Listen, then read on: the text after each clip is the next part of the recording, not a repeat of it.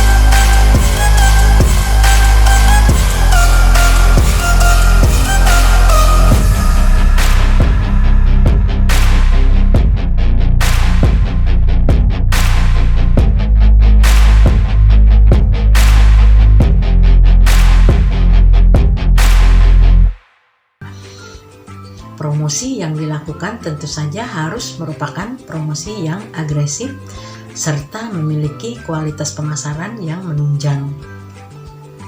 Saat promosi dilakukan, targetnya harus benar-benar mengarah pada merek penjualan. Tahapan ini memang proses pendistribusian serta keuntungannya masih rendah dari biasanya. Tahap kedua yaitu tahap pertumbuhan atau growth.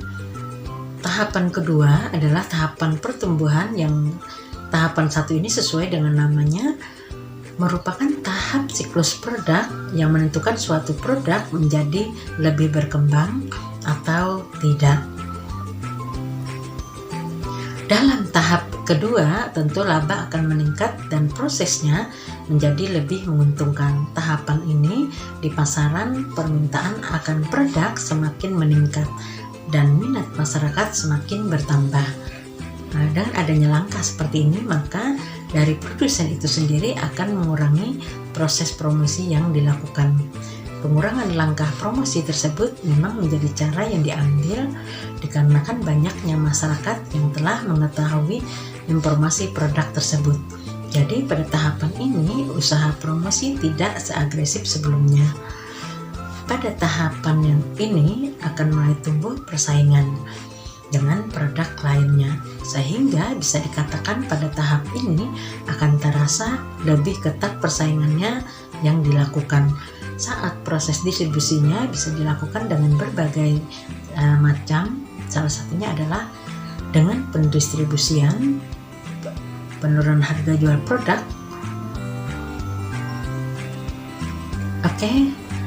Pada tahap 3 yaitu tahapan kedewasaan atau maturity proses.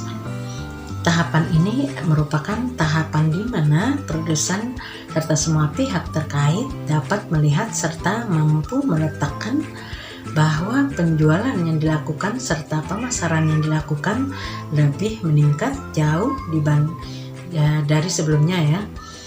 Dan untuk kedepannya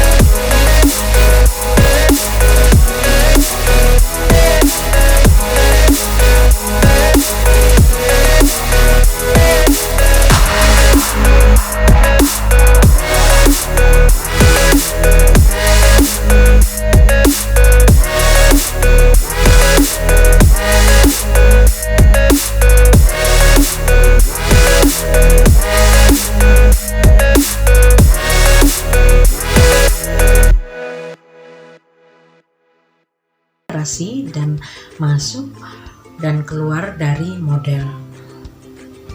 Berikutnya yaitu yang kedua, passion atau style atau gaya yang dilihat selama ini yang populer dalam lingkungannya. Passion atau model melewati 4 tahap: kekhasan, emulasi, secara massal, dan penurunan. Panjang siklus passion atau model sulit untuk diprediksi, tergantung pada apakah passion atau model memenuhi kebutuhan asli, konsisten, dan lain-lain, memenuhi norma-norma sosial dan nilai-nilai, dan terus dalam batas-batas teknologi yang berkembang. Kemudian patch ini adalah merupakan passion yang datang cepat, ketampilan publik yang diadopsi.